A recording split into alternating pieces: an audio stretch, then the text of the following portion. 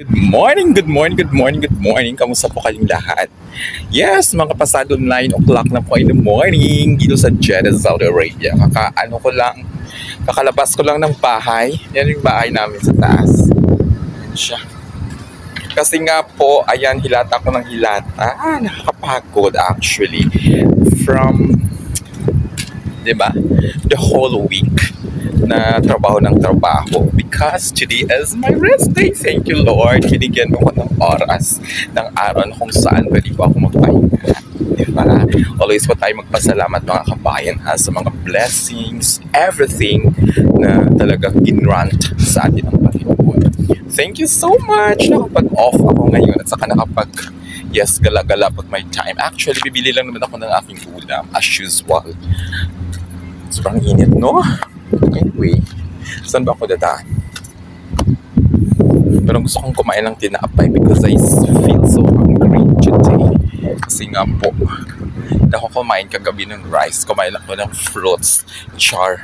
Ay, parang mahulog yung shorts ko sa sobrang bigat ng wallet ko. Kasi puro barya ang laman. Wala pa kasing sahod, mga kabayan. Puro barya-barya. No? Kahit barya lang, magpasalamat tayo kasi may pera pa tayo. Correct? So, at this moment of time, I'm still walking along the road. Kung saan, ayan, magpainit-init muna ako para pagpawisan. At the same time, naghahanap ako ng bibilhin. Gusto kong kumain something sweet. OMG. Super init. Anyway, mga kabayan, tuloy-tuloy pa rin ang ating paglalakad. Diba? Ganito lang ang aking routine. This is, my daily routine or my weekly routine every rest day. Ayan, nagpapalakad-lakad kapag walang masyadong ginagawa. Kasi kagabi I washed everything, my clothes. Ayan, so, eto, wala na ako masyadong stress. Diba? Ayan, so ngayon,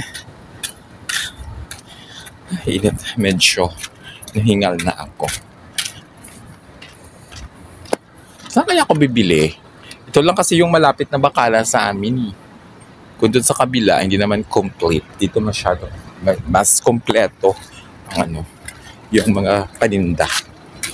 But anyway, parang gusto kong bumili ng tawag dito, cups of rice later. Or magluto na lang ako ng rice. Diba? See you later mga kabayan. Ingat po, ang init talaga.